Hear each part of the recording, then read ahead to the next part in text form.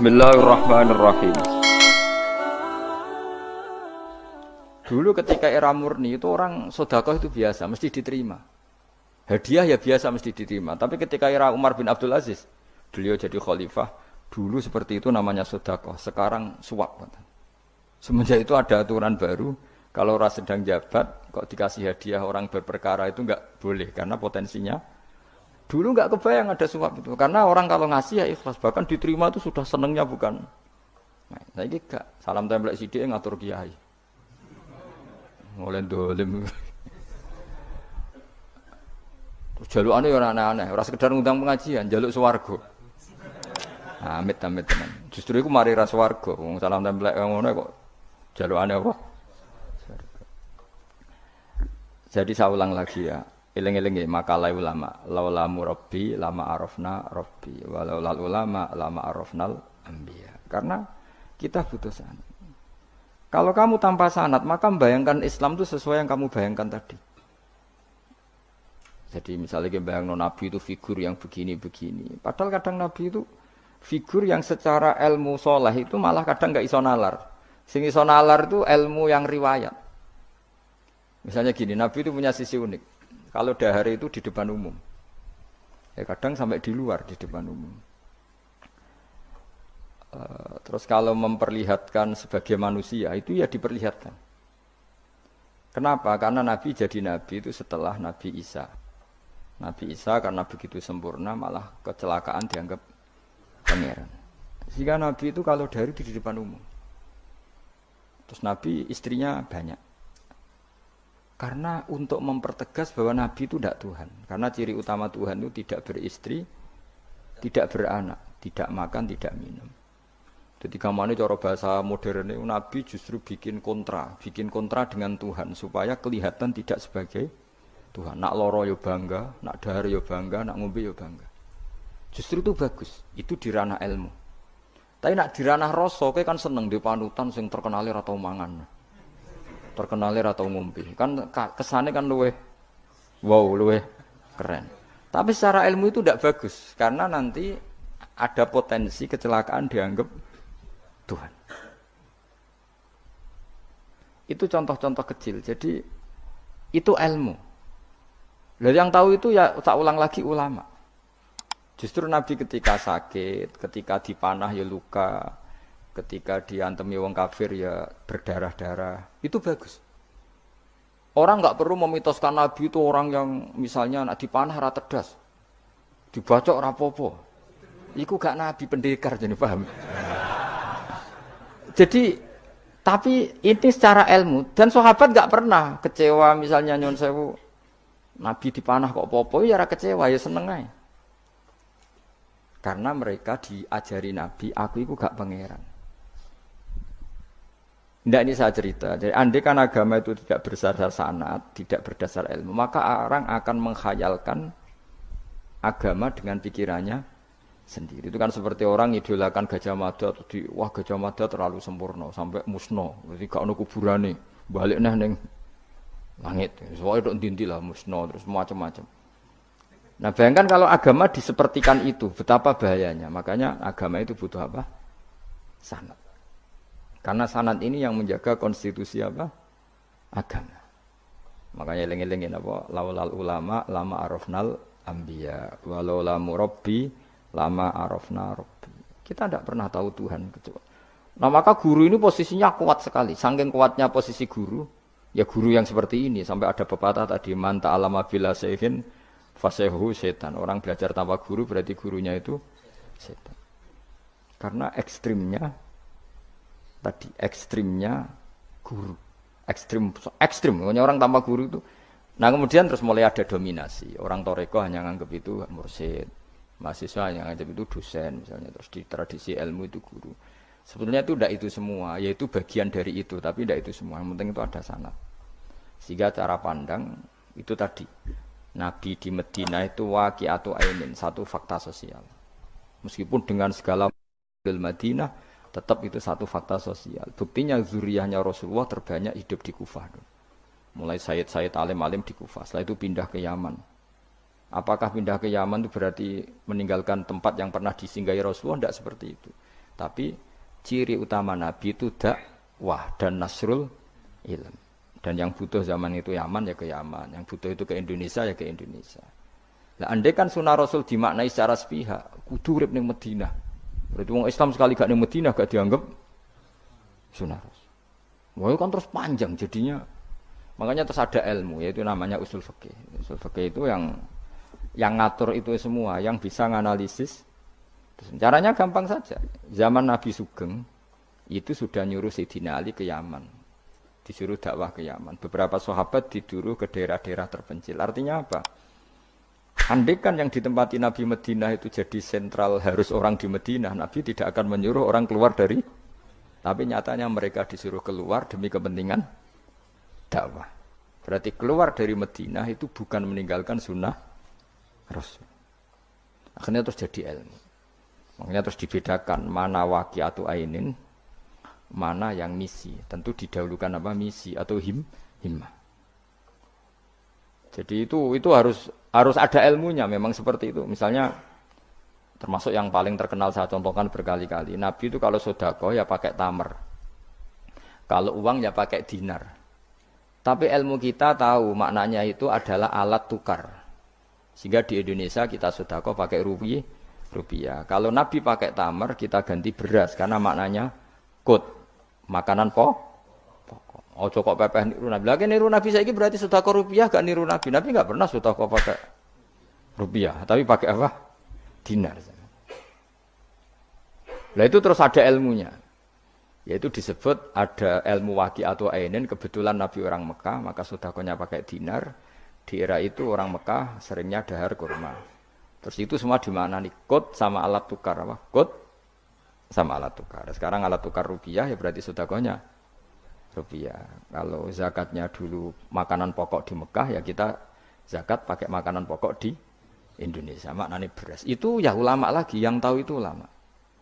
Lane lengi-lengi ihdinas siratal mustaqim itu siratal ladzina, jalannya mereka yang telah engkau beri nikmat. Karena kalau langsung anut Allah anut apa? Anut Kanjeng Nabi misalnya terus sanatnya gimana coba? Misalnya sholat madhep Ka'bah. Itu ya sudah kita anut Nabi sholat itu madhep Ka'bah. Tapi zaman Nabi teng Madinah itu luas masjid Madinah itu sudah lebih dari luasnya Ka'bah. Iki lengi-lengi. Dina ana wong fanatik Ka'bah itu fanatik presisi Ka'bah itu rapati ngaji. Zaman Nabi Sugeng itu luas masjid Madinah itu sudah lebih luas ketimbang Ka'bah. Ka'bah itu hanya 18 kali 16 meter. Saya rungokno. 16 sampai 18 meter diameternya itu. Berarti kalau ingin kenceng Ka'bah, semua masjid harus luas maksimal itu 18 meter. Karena kalau masjid itu 50 meter, berarti ujung yang sana sama sana itu sudah tidak center Ka'bah. Kalau ingin center harus bentuk U. Loh iya kan? Kalau Ka'bah itu 18 meter, kalau ingin kenceng Ka'bah berarti masjid semua harus berapa luasnya? 18 meter. Nanti kalau 50 meter yang ujung sana sama ujung sana, bodoh utopia, bodoh. Tapi zaman Nabi Sugeng itu masjid di Madinah itu sudah lebih luas ketimbang diameter. Itu menunjukkan bahwa madhep Ka'bah itu tidak harus persis Ka'bah untuk jarak yang jauh, cukup jihah. Jihah itu namanya arah. Ya terus seperti itu. Lagi-lagi laulal ulama, lama arafnal ambiya. Kemudian nasah mansuh. Kalau sampean belajar textbook, Nabi Ibrahim bojone akeh, Nabi Dawud bojone akeh, Nabi Sulaiman apa meneh. Kowe langsung anut. Ya tidak bisa. Ulama yang tahu ini syariat yang sudah mansukhoh, sudah dihapus ketentuan. Ya begitu terus-terusnya. Ngilangin najis ya begitu, terus ngelola anak ya begitu, semuanya. Terus ulama ngarang fikih detail itu, disebut kitab fikih itu. Ada Fathul Qorib, ada Fathul Mu'in. Jadi kamu tidak bisa berdiri sendiri memahami agama. Makanya laulal isnad laqala man sa'a masa. Andaikan tidak ada sanad, maka orang akan semau gue. Karena dia punya pikiran, kebetulan dia kiai, dianggap itu pikirannya Islam. Dia punya pikiran, kemudian dia mubalek pas acara Islam, dikira itu pikiran, padahal pikirannya, juga ada orang ngomong, kiai sekarang harus kaya, kalau nggak kaya nggak dihormati. Mana ada target Islam ingin dihormati. Itu satu kesalahan. Bilang harus kaya. Mana ada di antara hukum fikih itu kaya itu harus. Mengharuskan sesuatu yang tidak wajib itu dosa besar. Ijabu malam wajib. Itu dosa salahnya kebanyakan. Terus target supaya dihormati. Mana ada target Islam orang yang ingin diridani Allah, pengen dihormati uang. Lucu menah kan itu mesti pikirannya sendiri. Tidak mungkin itu pikiran Islam. Ya dari lagi ya laulal isnad laqala man sa'a masa. Andai kan tidak ada sanad maka orang mau ngomong apa saja ngomong. Terus dibutuhkan sanad. Termasuk hal-hal sing ekstrim itu juga butuh sanad. Misalnya ini contoh paling gampang ya. Ada dua orang saling bunuh sama-sama mukmin, sama-sama bawa pedang tarung, terus yang satu terbunuh. Zaman Nabi Sugeng itu ngendikan al-qatil wal maqtul finnar, yang bunuh dan yang dibunuh di neraka. Buktinya zaman sahabat itu iskal itu janggal.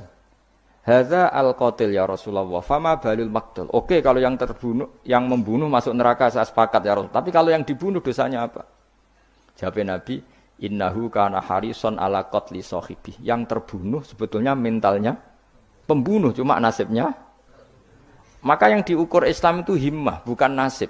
Dia terbunuh itu fakta, tapi mentalnya pembunuh, sehingga dia harus masuk neraka karena mentalnya pembunuh. Nasibnya terbunuh, tapi mentalnya pembunuh, sehingga al-qatil wal maqtul finnar. Nah itu seperti itu, kalau enggak kita pakai riwayat enggak bisa, kita masih pakai logika yang qatil di neraka, yang maqtul di surga. Maka jangan-jangan kita di Indonesia bisa saja kita ini Islamnya luar biasa. Karena justru di Indonesia itu kita dakwah. Makanya di guyonan kiai terkenal itu. Ini kisah nyata tapi jadi guyonan, tapi nyata. Ada orang dari beberapa negara yang sudah tertib manajemen. Jadi imam masjid digaji, muadzinnya digaji. Bahkan sekedar muadzin itu bawa BMW kalau mau ke masjid ini. Singkat cerita si kiai-kiai ini, ulama-ulama internasional ini datang ke Indonesia, di Surabaya pas itu tepatnya, bangga. Imam di sini dapat apa? Tidak dapat apa-apa. Betul nggak dapat? Iya nggak apa-apa. Imam akbarnya saja nggak dapat apa. Wah mereka cerita, wah kalau di kita digaji gini. Karena negara sudah peduli sama imam masjid, sama imam musola gini. Nah, setelah dia bangga sama kiai Indonesia digosok. Makanya kamu sholat terus ya, takut potong gaji. Itu kagetnya bukan main yang ulama-ulama internasional. Karena kalau satu bulan itu gajinya pas itu cerita 70 juta yang kelas Timur Tengah itu. Bisa kamu bayangkan berarti per sholat berapa ya? Kan satu sholat itu 5 ya. 5 kali 30 berapa? 150. Berarti per sholat nilainya sekitar 1 juta ya? 500 ribu ya? Berarti kalau nggak sholat 2 kali, potong 1 juta. Oh kagetnya bukan main ketika digojlok ulama Indonesia. Makanya kamu sholat terus ya, takut potong. Akhirnya Indonesia khair, Indonesia bagus kan ya. Mergo ra usah apa? Ra usah gaji. Meskipun ya mutang-mutung bolak-balik gitu. Nah ini cerita, ya itu guyonan, tapi itu masuk akal. Jadi kita ini jangan, kadang-kadang kita ini merindukan Indonesia kayak negara-negara di sana yang imam masjid diapresiasi oleh negara, muadzin diapresiasi, itu oke. Mungkin pada sisi negaranya bagus karena ngurus orang-orang soleh. Di sisi orang solehnya yang masalah karena mengganggu ikhlas. Jadi kayak wong kiai disuwani wong ayu kan. Wong ayu ini delok kiai jari ibadah, kiai ini sing masalah amen delok terus. Jadi ya jari delok wong alim kan ibadah, sing masalah sing wah repot tuh. Ya kayak tadi, negara berbuat baik sama kiai, misalnya kiai digaji gini. Negaranya baik karena ngurmat kiai, tapi kiai tergantung gaji ini yang mulai masalah. Itu yang tahu ulama, lagi-lagi ulama. Makanya saya itu sama ulama itu hormatnya Masya Allah. Saya itu dulu Mbah Mun itu tidak pati suka sama apa-apa di manajemen. Termasuk saya dulu pernah tanya, kenapa beliau kurang suka misalnya yatim piatu dititipkan di satu manajemen. Jawabnya Mbah Mun itu lucu. Aku kepengin wong anut hukume pangeran, misalnya yatim ya kewajibane ning keluarga. Ngono iku ngelatih wong lali kewajibane, ya ngelatih orang lali kewajiban. Jadi misalnya saya punya kakak meninggal, anaknya misalnya yatim atau punya adik meninggal anaknya yatim. Agama ini kan punya aturan, kewajiban pertama pada ibunya, pada pamannya, pada keluarga dekatnya. Tapi lalu era modern itu, tentu yang bikin yayasan yatim piatu itu bagus karena niatnya menampung yatim piatu. Oke, itu bagus, niat yang bagus. Problemnya di keluarga yatim tadi. Dari terbiasa merasa itu punya kewajiban ngurmat ponaan, gara-gara ada yayasan dititipkan. Berarti corong Jawa kulino tinggal gelanggang. Tapi tetap hukumnya Allah yang wajib siapa? Pak D, Pak L-nya. Tapi ketika ada yayasan dititipkan. Makanya kadang ada kebaikan itu bagus di yang bikin karena niatnya baik, tapi tidak bagus untuk yang kita. Karena terus nanti orang itu terbiasa meninggalkan apa? Kewajiban. Lalu itu bahaya kalau ini begini terus itu bahaya. Bahayanya tadi. Coba kalau dia di rumah keluarga, taruh saja gini. Punya Pak D 3, yang peduli satu saja. Itu sudah kayak anaknya sendiri. Plus ada rasa, namanya sama ponaan itu ada rasa. Belum ada misanan, minduan, tetangga. Kira-kira dapat limpahan kasih sayangnya banyak mana daripada di yayasan? Banyak di keluarga. Meskipun yayasan itu ya bagus, tapi tetap tadi nggak boleh orang itu meninggalkan apa? Kewajiban. Itu cara berpikir ulama. Orang harus dilatih tanggung jawab terhadap kewajibannya sendiri. Makanya tadi ya, jadi pepatahnya itu. Tapi tetap yayasan itu baik. Tapi problemnya tadi, terus wong kulino tinggal gelanggang cara Jawa. Profesi yo gitu. Misalnya ben pinter di pondokno. Sebetulnya al-madrasatul ula itu ibu. Anak mbok pondokno sekira tanggung jawab. Sebetulnya pelajaran pertama dari anak adalah perilaku orang tua. Enak terus pondokno pas rano kiai. Mun yai kula pas ra bongkokan anak kula dadekno wong saleh. Piye karepe sing di anak itu sapa? Percontohan anak itu pertama orang tua. Tapi saiki nah kiai ini apa? Gawe lembaga pendidikan ben orang bisa belajar. Wong tuane sing kuwaco. Terus ora tanggung. Makanya lucu kan akhirnya kiai itu sakake didik santri seneng akhirat mulai diwari kedunyan meneh mbek wong tuane. Dadi anggere mulai kambuh. Mondok apik neh kok mulai. Karena tadi ya saya ulang lagi ya. Jadi Allah itu layak kulu walayanamu walayasrob. Allah itu enggak tidur, enggak makan, enggak minum, sehingga enggak bisa ditiru. Yang bisa ditiru itu sesama manusia. Lane wazkur Ismaila wal Yasa wadal kifal ihdinas siratal mustaqim siratal ladzina an'amta alaihim. Maka ketika kita nanti masuk surga tu faulaika ma'al ladzina an'ama Allahu alaihim minan nabiyyin wasiddiqin wasyuhada'i wassalihin wa hasuna ulaika rafiqa. Jadi enggak bisa kamu soleh sendiri itu enggak bisa. Karena kalau soleh sendiri pasti dipimpin khayal, itu tak jamin pasti dipimpin apa? Khayal.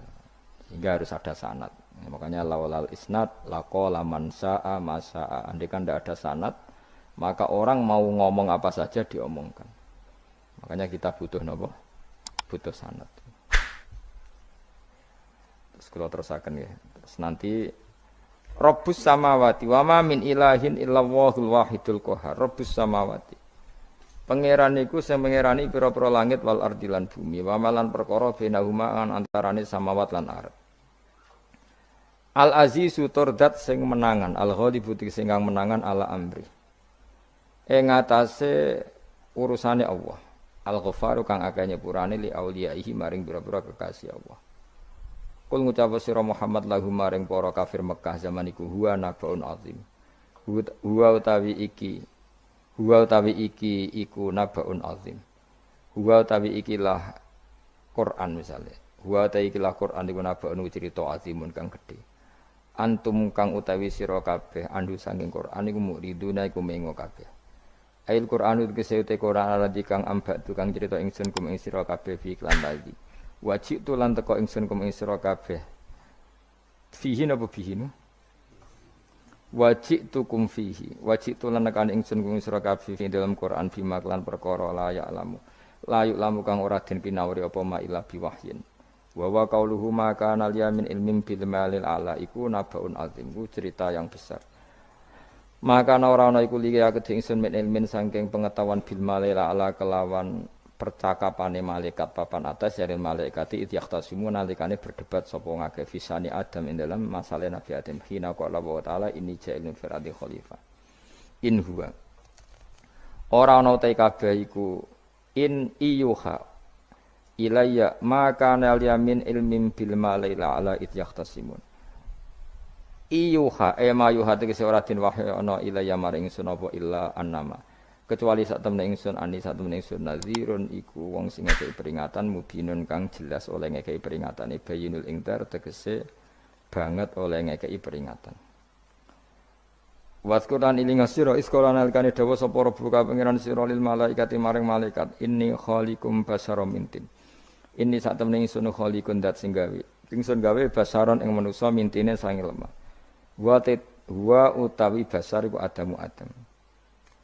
faida sawaituhu mongko nalikane wis nyempurnano ingsun hu ing Adam atmam tu tegese nyempurnano ingsun hu ing Adam wa nafakhtu lan yub ingsun ajra itu tegese melakono ingsun fi ing dalam Adam min ruhi saking roh gawean ingsun wa namanani sandut kula man min ruhi saking roh gawean ingsun ora maknane min ruhi saking roh ingsun berarti Adam ditiup ruhi Allah terus di Adam ada ruhi Allah kuwi dadi setengah Nasrani kuwi dadi Roh Kudus iki dadi mulane repot. Dadi nek manani sanut aku wis. Pokoke min ruhi saking roh sing digawe ingsun ya rada bulet manan.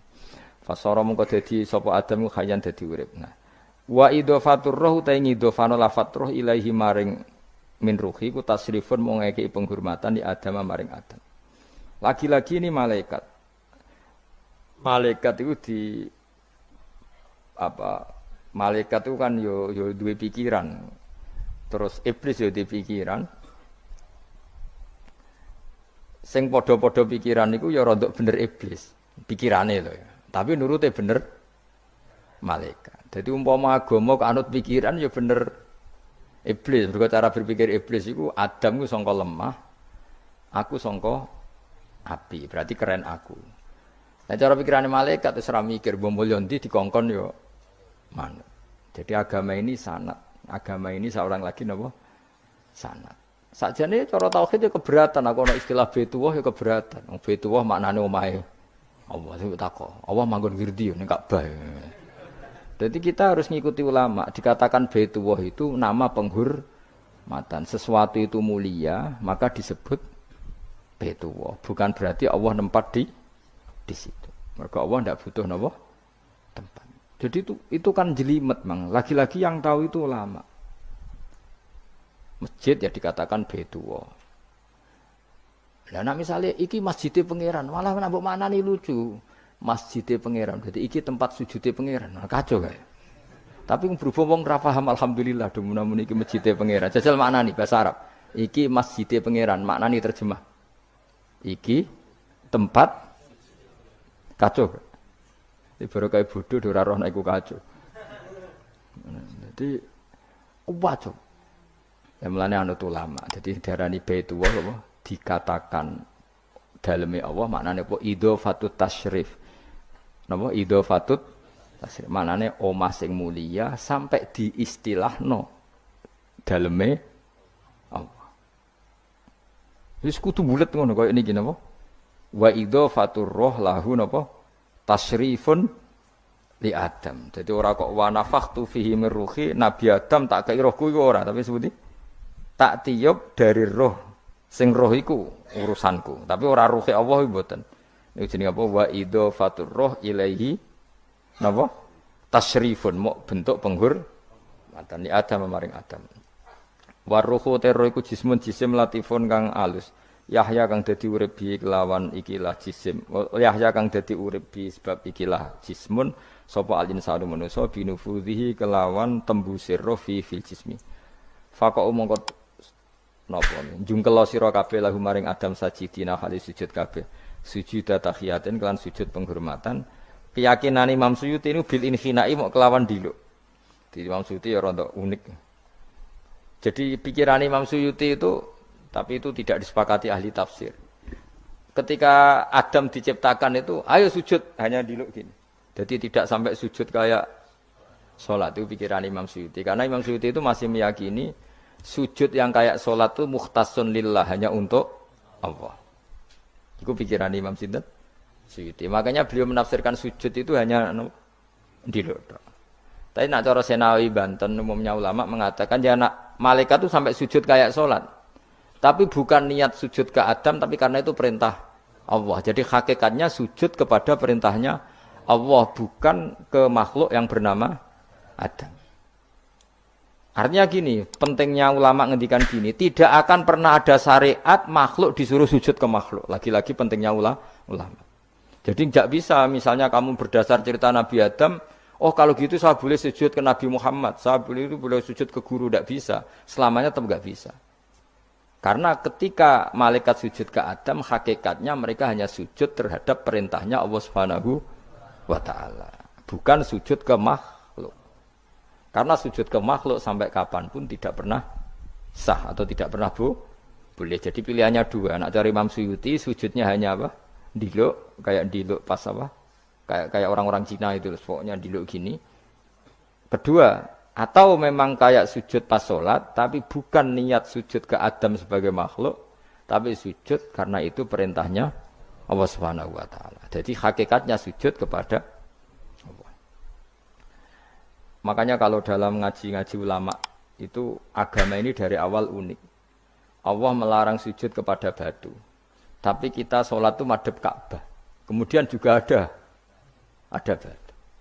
Makanya kita harus menanamkan bahwa semua sujud itu lillahi ta'ala. Dan soal ada arah, ya penting arah. Nggak mau arah madhep segoro kidul, repot. Jadi arah itu mau dipakai kesepakatan untuk menunjukkan kalau kita muslim, arahnya sujud itu ke Ka'bah. Tapi tetap sujud kita hanya lillahi ta'alanya karena Allah. Saya ulang lagi ya, jadi itu pentingnya ulama. Hanya ada dua versi. Satu, malaikat tidak sujud kayak sholat, tapi hanya diluk. Ini cara Imam Suyuti napa sujud tahiyatin bil inhina napa bil inhina. Tapi kalau banyak ulama mengatakan ya sujud betul tapi tidak niat sujud ke Adam tapi tunduk kepada perintahnya Allah Subhanahu wa Ta'ala. Fasajata mongko sujud sapa al malaikatu malaikat kulluhum sakabehane malaikat ajmauna halis kabehane kabeh. Fihi ku tetep ing dalam dawuh kulluhum ajmaun takkidani utawa taukid loro yaiku kulluhum dan ajmaun illa iblis kecuali iblis. Wa ta iblis ku abul jinni ku abul jin. Karena ana sapa iblis ku benal malaikat antarane para malaikat. Istakbara sombong sapa iblis wa kana lan ana sapa iblis minal kafirina setengah sange wong sing kafir kabeh fi ilmillahi taala ing dalem ilmune Allah taala. Kala dawuh sapa wa taala ya iblis wa iblis ma manaka mau te apa iku mana ngalang-alangi apa maka ing sira. Antas juta ento sujud sira lima maring perkara kholaktu kang gawe ingsun biadaya kelawan tangan loro ingsun. Manane kelawan kekuasaan ingsun. Maknane yadaya di maknane nah mbek ulama. Mergo nak maknane tangan kok repot nah. Berarti Allah duwe tangan. Terus dirubah mbek Imam Suyuti diciptakan dengan tangan saya sendiri. Maknane apa? Tawalle itu tegese nguasani ingsun khalqawe gawe Adam. Jadi Adam tak bikin sendiri. Maknane ya pokoke ngono. Dadi biadaya itu istilah penghormatan. Bukan hakikatnya Allah bikinnya pakai tangannya. Wa hadza utawi iki ku tasyrifun iku bentuk penghormatan di Adam maring Adam. Fa inna kulla makhluqin mongko sak temene hakikate kabeh makhluk ya tawala nguasai sapa Allah khalqahu ing gawe kula makhluk. Astakbarta am kunta minal alin. Astakbarta ana ta sombong sira al ana ing dalem saiki anis sujudi istifamu taubihin. Am kunta ana ta sira minal alin setengah sangge wong sing sombong-sombong kabeh.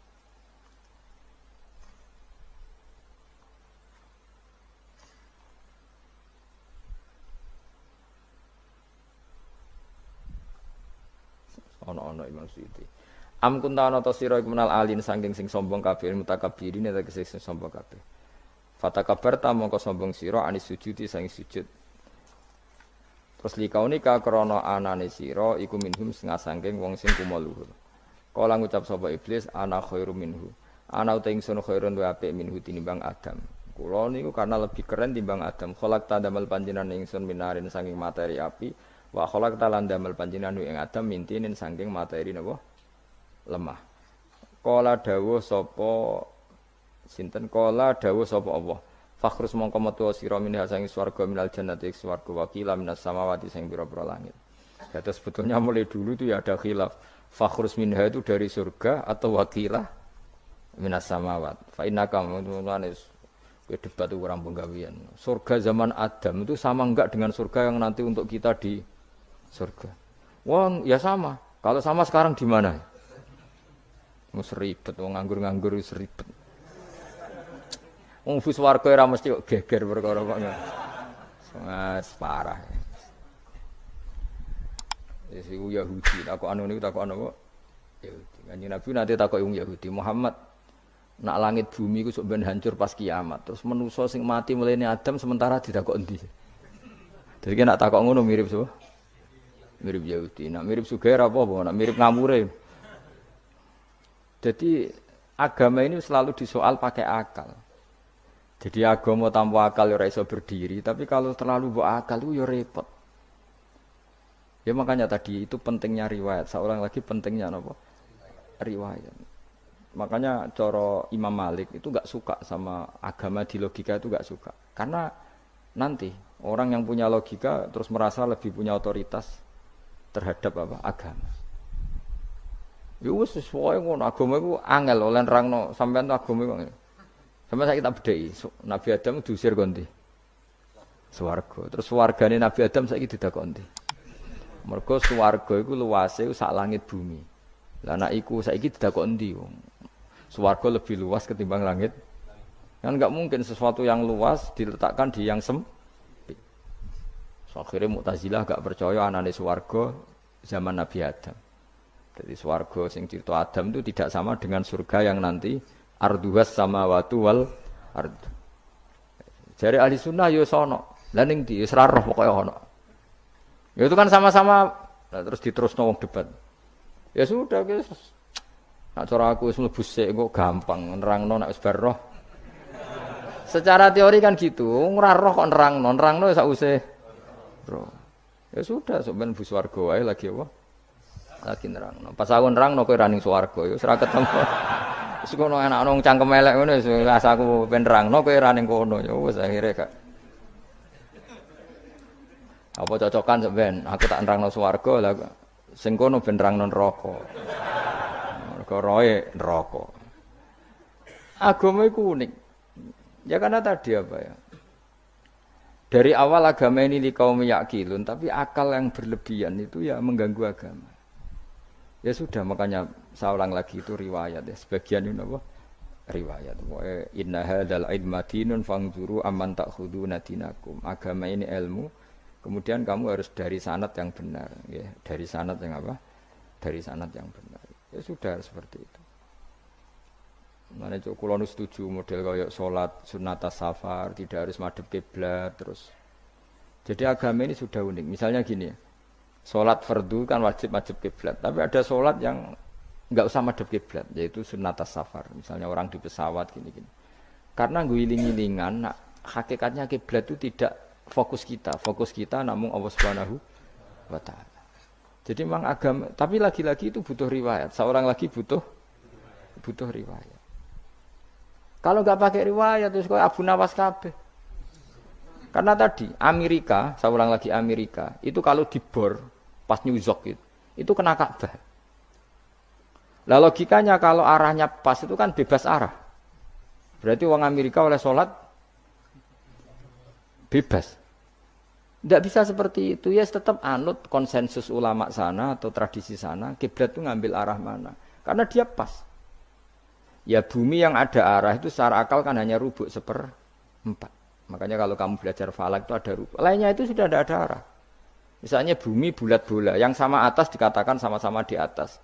Ya kadarnya hanya 1/4. Lainnya itu sudah dikatakan samping. Makanya seperti Denmark, itu ada daerah yang siang itu sampai 3 bulan, entah berapa siklus sekian puluh tahun. Ada yang lebih lama siangnya, sampai 18 jam. Kalau di Eropa kadang puasa itu sampai 18 jam. Ada yang selalu enggak kena matahari, kayak kutub utara, kutub selatan. Nah makanya kalau misalnya sholat itu ngikuti apa? Kalau ngikuti matahari, orang kutub sholatnya hanya maghrib, isya, subuh. Gak wajib poso, ora tau ono Rino misalnya. Ya tidak bisa seperti itu. Jadi kalau nuruti logika kan terus berdebat terus. Tapi kalau nuruti rasa sebagai hamba, Orang kutub butuh sujud sama Allah, orang kutub butuh loyal sama Allah dengan memperlakukan puasa. Ya sudah, akhirnya kita harus puasa. Nah, lalu kalau ukurannya matahari, mereka tidak punya matahari. Memangnya puasa itu penyebabnya wujudnya matahari, apa penyebabnya loyalitas sama Allah Subhanahu Wa Taala? Loyalitas. Kalau penyebabnya matahari ya, berarti kalau nggak ada matahari, nggak usah apa? Nggak usah seperti itu cara berpikir. Makanya ngikuti ulama. Karena ulama yang tahu tradisinya Allah dan Rasul. Ya seorang lagi ulama yang tahu tradisinya Allah dan Rasul. Meskipun ya kadang saya enak ide ulama. Mergo ya kadang ya mau kalau bolak-balik ngomong enggak diterangno mbek cangkem elek ora paham-paham. Makanya masyhur itu ada kiai di debat sama orang rodok PKI. Pak Kiai, kalau setan dari api masuk api kan biasa. Terus susahnya apa? Mau materinya dari api itu. Kiai iku mek lemah, swawarna raine. Loro, Cung, nggih sakit. Jare wong kok lemah, kena lemah kok loro. Karena serak kena diterangno. Manusia materinya kan dari tanah, berarti kena dipendem urip-uripan. Piye jare? Ya loro ya. Lah ya jare kok lemah kok dipendem ning lemah kok. Karena dijelaskan pakai lisan yang baik gak paham-paham. Sebenarnya kita ini ingin selalu baik, tapi ada orang-orang diterangkan cara baik-baik itu. Wah. Kayak misalnya ana wong kondo, Gus kula niku bojo kula cerewet ngene-ngene, apike kula pegat dicereweti bojo mbek diarani duda iku lara ndi? Oh lara diarani duda isen. Kowe payu rabi dicereweti, ambek ra payu rabi jomblo, sakit mana? Sakit distatuskan jomblo. Malah kena dicereweti sabar prestasi baru. Mesti wong ku diwolak-walik. Lan jar wis kula tas malan kula seneng mbek Imam Syafi'i. Kowe dirasani wong ning ngarepmu, diomongi, ambek dirasani seneng ndi? Seneng dirasani cara kowe. Cara Imam Syafi'i buktike wibawa, buktine ngomong ning ngarepmu rawani. Jadi Imam Syafi'i itu rileks urip. Ya Aba Abdillah orang yang tadi muji-muji jenengan tuh kalau di luar maki-maki jenengan. Jadi alhamdulillah. Kok bisa itu kan bukan pengkhianatan. Berarti saya wibawa. Di depan saya enggak berani itu. Wong iku suwan Imam Syafi'i ya cium tangan ya hormat. Tapi setelah di luar menghujat. Singkat cerita dilaporkan ke Imam Syafi'i. Orang yang tadi nyium tangannya jenengan itu di luar ngerasani jenengan. Jadi Imam Syafi'i alhamdulillah berarti aku wibawa. Mendengar kurawani. Ya dianggap enteng saja. Terus ada orang misoi Ja'far Shadiq. Sayyid Ja'far Shadiq itu Sayyid putune Nabi, orangnya soleh alim, gurunya Abu Hanifah. Di antaranya gurunya Abu Hanifah itu Sayyid Ja'far Shadiq. Itu kalau dihujat orang diomongin ini. Dimaki-maki. Sampai ke rumah. Pas mau masuk rumah, kamu masih ingin maki-maki saya? Iya. Tak tunggu sampai selesai. Setelah selesai, sudah, sampun, sudah. Masih emosi orang, sudah. Kamu misoi saya berdasar apa yang kamu ketahui. Yang tidak kamu ketahui lebih banyak, maka saya tunggu. Terus Wisen sampai terus ketika ditanya, kenapa engkau sabar ketika jenengan saya pisui? Orang ini akhirnya tobat, mencium tangannya, mencium lututnya. Jawab saya Ja'far Shadiq ini. Aturahu tu'sokurhan, aturahu yu'sokurhan. Kowe ora ngarep paham kalimat itu, tapi tak terangkan ben dadi wali. Kowe roh pangeran. Ya tahu. Sing durakani pangeran tuh banyak enggak? Yang maksiati pangeran tuh banyak enggak? Ya banyak. Lah yo pangeran sing di langit bumi wae dimaksiati, apa meneh terima aku. Akhirnya terus. Jadi orang-orang soleh itu cara berpikir itu di luar kapasitas kamu. Apa ya? Mereka itu hanya Allah, taunya itu hanya Allah. Aku kan enggak egois, harga diri.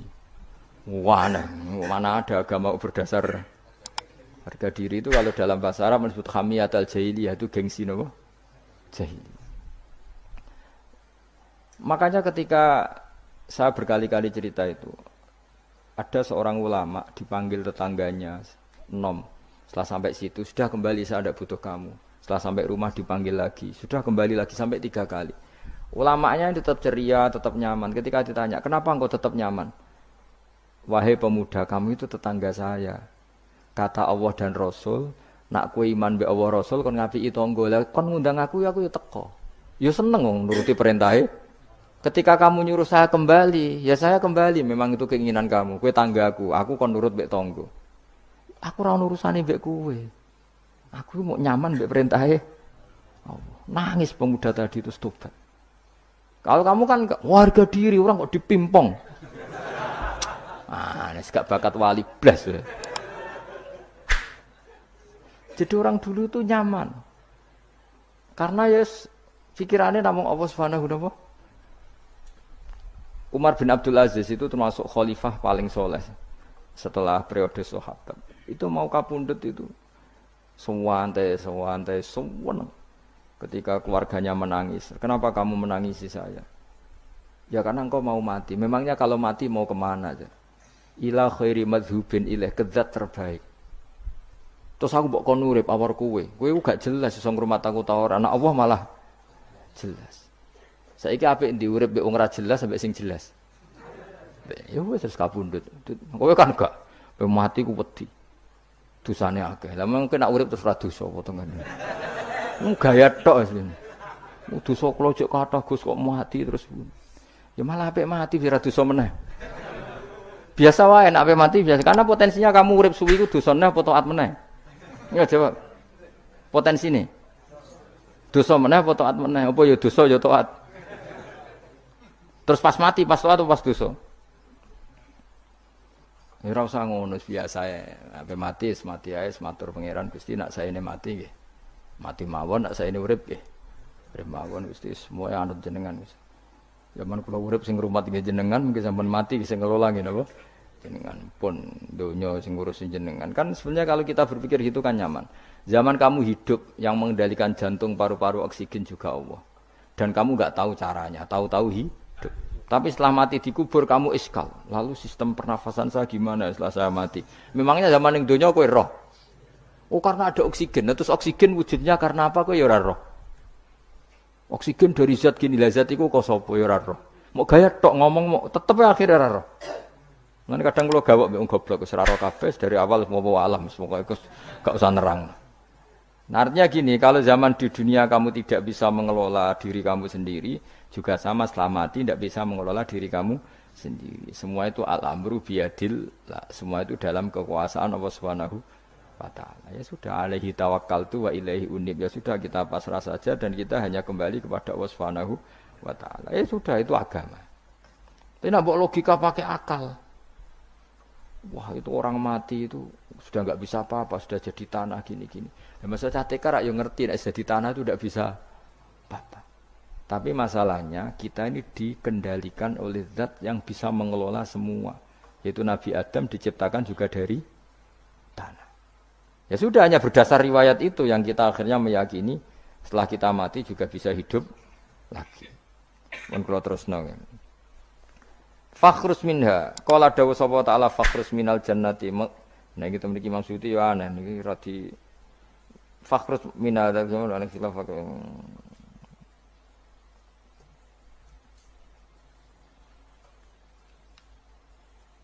Fakhrus mongko metu sira minha sanging jannah minal jannati swarga wakila minas samawat. Fa inna kamu sak temne sira rajimun wong sing dilaknati matrudun tegese ingkang dilaknati. Wa inna alaika lan sak temne kowe ngatasi sira laknati lanat ingsun ila yaumiddin maring tumeka hari pembalasan il jaza. Kala ngucap sapa iblis robbi do pangeran ingsun fang fir mongko kula aturi ngeki tempo panjenengan ingsun ila yaumi batsun maring dinane dintangekno sapa manusa inas. Kala dawuh sapa fa inna kamangka sak temne sira iku minal mungdharin saking wong sing dikai tempo ila yaumil waqtil ma'lum tumeka maring dina sing ditentokno. Waqtan nafkhatil ula wektu tiupan sing pertama. Kala ngucap sapa iblis fa bi izzati ya mongko demi kehormatan panjenengan la ukhwiyanna. Iktine bakal nyesatno ingsun hum ing para manusa ajmain khalis kabehane kabeh. Jadi iblis wis bersumpah akan menyesatkan semua manusia. Tapi rasa khawatir iblis itu ya dhaif, iblis ya lemah. Nyatane ya kowe tetep ngaji jalalan. Berarti ora sukses menyesatkan. Kodang di kowe iblis. Ya kodang sampean dikon ra ngaji tetep ngaji. Dikon paham tetep ra paham berarti. Berarti iblis itu enggak keren loh. Betul, saya setiap melihat orang sholat itu menyaksikan kekalahan apa? Iblis. Jadi iblis itu ya kalah orang kok hebat ya ora. Biasa mawon, ora usah mbok sing hebat ya namung pangeran. Ila ibadaka kecuali kaulane panjenengan saking ibad al-mukhlasina sing ikhlas kabeh. Jadi dari awal iblis wis menyerah ngadepi orang sing ikhlas. Ikhlas itu dimulai dari awalnya. Cara bahasa Inggris pokoknya hilir sampai hulu sampai hilir kudu ikhlas kabeh. Misalnya kita duit, yakin nek iku wae Allah. Sehingga kita ketika ngasihkan orang itu kamu enggak merasa itu milik kamu. Sehingga enggak gampang undat. Selagi itu kamu benar keduanya awalnya salah itu masih mungkin ndak ikhlas. Uang ini milik saya, tak kasihkan kamu dengan ikhlas. Kalimat milik saya ini menjadikan suatu saat kamu jadi iso undat-undat karena milik saya. Tapi kalau ikhlasnya dari depan, uang ini milik Allah, ilmunya Bahak milik Allah. Terus tak kasihkan kamu juga hambanya. Dari awal kan merasa saya tidak punya apa-apa. Tapi selagi saya ikhlasnya hanya separuh, ilmu saya tak kasihkan kamu karena Allah. Berarti masih potensi enggak ikhlas. Ya, jadi kalau ngelatih ikhlas itu harus dua-duanya. Kamu punya uang milik Allah, punya ilmu milik Allah, punya jabatan milik Allah. Kemudian kamu kasihkan sesuai perintah Allah. Itu lebih mudah ikhlas karena la haula wala quwata illa billah. Selagi masih separuh saja salah, itu potensi berikutnya juga ikut salah. Misalnya aku ngurmat cahaya yatim kok ikhlas, duitku tak kena. Kata duitku itu menjadikan suatu saat. Dulu tak rumat loh, saiki jebule lali aku. Tapi kalau alhamdulillah saya pernah digerakkan Allah ngurmat cahaya yatim dengan milik Allah juga. Sehingga kita sekedar pernah melakukan ketaatan ini senang. Enggak penting berikutnya anak yatim ini nanti peduli kita apa enggak penting. Itu ikhlas ya. Ikhlas itu sesuatu yang semuanya lillahi ta'ala. Ya, dan inna sholati wa nusuki wa mahyaya wa mamati lillahi rabbil alamin. Itu iblis wis menyerah. Kecuali hamba jenengan sing ikhlas. Qala fal haqqu wal haqqu aqul. Binasbi fal haqqu mongko te barang kebenaran wal haqqu aqul. Binasbihima kelawan nasabnya fal haqqu wal haqqu wa rafil awal wa nasbisani. Fanasbu bil fi'li ba'da wa nasbu awal kila bil fi'lil mazkur wa kila alal masdar ya haq wa hiqqu al haqq wa kila ala nasi harfil qasam wa rafu ala mubtada'un mahdhuful khabar fal haqqu minni wa kila fal haqqu qasami wa jawabul qasam la amla amna yaktine bakal ngebae ingsun jahanam ing neraka jahanam nika sange sira bi dzurriyyati katisik lan dzurriyyah panjenengan manan sange wong tabi kang anut sapa man ka ing sira minim sange para manusa ajmaina halis kabehane kabeh. Ini kumpul bakasan-bakasan yang aku guys, pokoknya sampean maca kena kira kita napa qala fal haqqu wal haqqo napa aku kumpul liyane niku kira ae macam-macam wonten sing napa nasab rofa ana sing nasab pokoke niku kados khilaf-khilaf niku la'am yaktine bakal ngebae ingsun jahanam nama neraka jahanam nika sing sira bidzuriyatika kelaman anak turun sira wa mimanan sange wong tabi kang anut sapa man ka ing sira minim sange anas ajmaina halis kabehane kabeh. Kul ngucap sira Muhammad ma as'alukum ora njaluk ingsun kuming sira kabeh alaihi ing atase iki ala tablighi risalati tegese ing atase nyampe utusan min ajrin saking opah apa wae julin tegese opah ajrin maknane julin wa ma'ana lan ora ana saking utawi ingsun menal mutakallifina iku wong sing memaksakan kebenaran kabeh maksudnya mutakallifina memaksakan kebenaran sampai tak rewangi bohong tak rewangi rekayasa ilmu taqawilina tegese wong sing gawe-gawe kabeh Al-Qur'an ing Qur'an min tilqai nafsi saking sisi awak dhewe ingsun.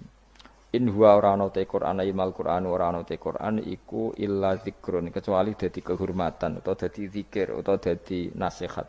Aidzatun tegese dadi nasihat lil alamin kedhe wong sak alam kabeh. Lil insi tegese kedhe manusa wal jinni lan jin. Wal uqala ilan pira-pira wong sing duweni akal. Dunal malaikati ora kok malaikat. Tapi ini dia pendapat itu dan malah ini mau.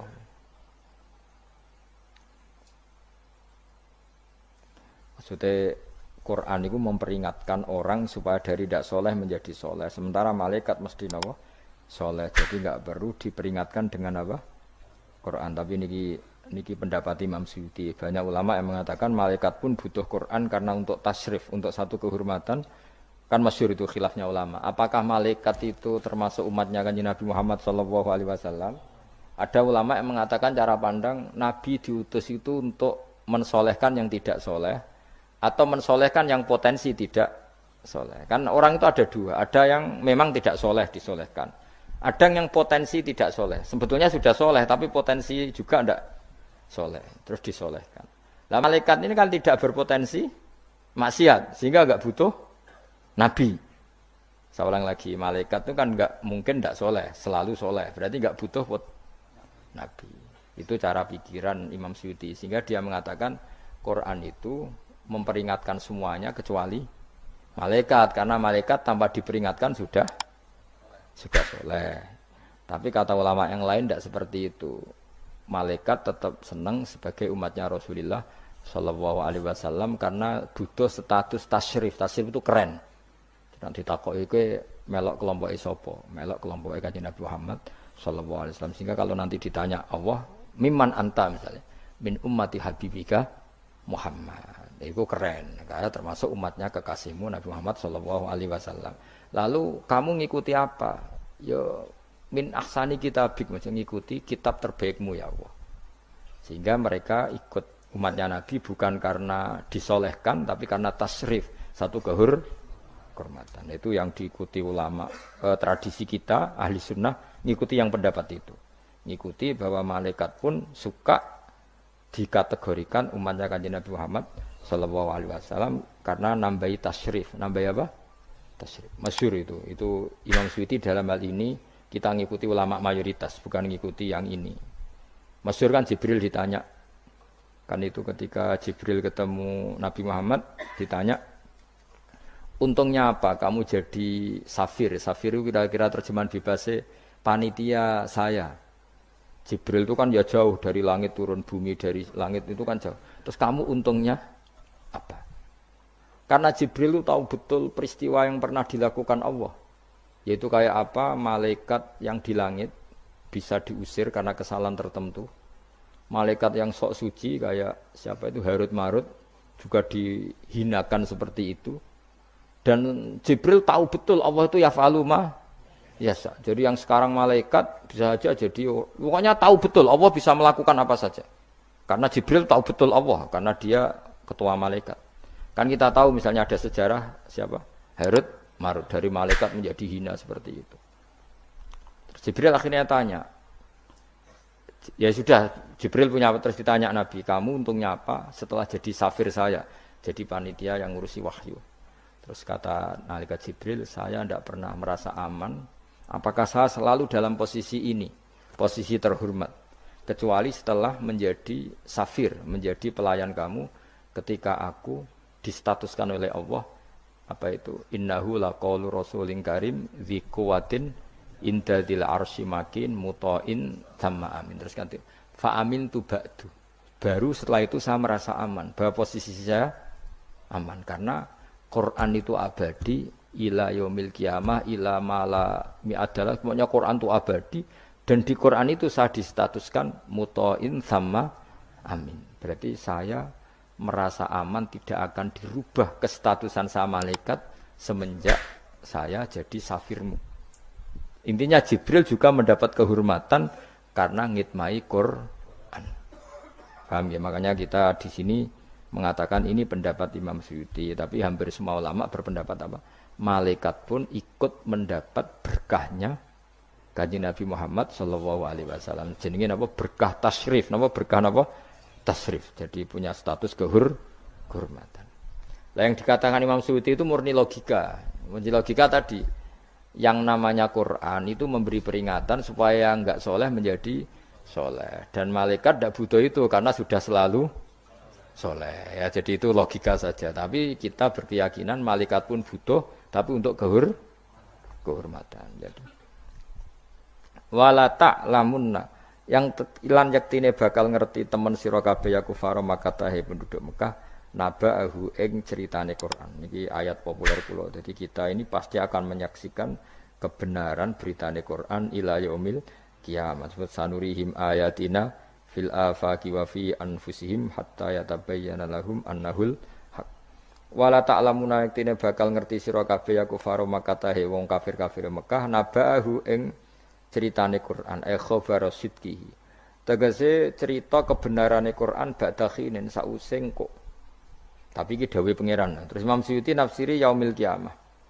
Ya, tapi ini lagi-lagi tafsir ya, bukan Quran. Jadi cara Imam Suyuti kamu akan tahu berita kebenarannya Quran setelah kiamat.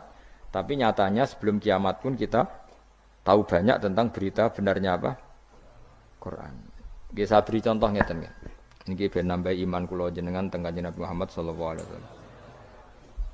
Nabi itu Nabi itu kan orang yang mukjizatnya jelas Quran. Ya jelas kita sepakat Nabi itu orang yang mukjizatnya itu ngendikan Konstantinopel. Nabi itu orang Mekah. Itu orang Mekah, orang Medina. Itu ngendikan Turki, itu kan jauh sekali karena Turki itu ikut barat. Tapi Nabi zaman itu ngendikan lataf tahunnal Konstantinia, kamu pasti nanti menaklukkan Konstantinopel. Terus Nabi menyebut pasukannya, menyebut tentaranya. Terus al-amru kama akhbarahu. Kemudian kenyataannya Konstantinopel zaman Nabi itu kan hanya menguasai Mekah Medina. Dereng duki putih-putih. Tok Syria itu era Umar. Tapi era Pangeran Fatih pun berapa ratus tahun setelah Nabi baru menaklukkan apa? Konstantinopel. Mergo Nabi nate dawuh mulai sekarang sampai kiamat uridot alia ummati. Umatku dipertontonkan. Jadi Nabi sempat delok kalau cara Jawa TV lah. Jadi menawa Nabi ya pirsa ngaji Jalalain paham ora paham ya. Ini termasuk daftar yang diperlihatkan kepada Nabi. Jadi ini akhir zaman ono wong ngaji nggo 3 perangkat kitab, pulpen, rekaman.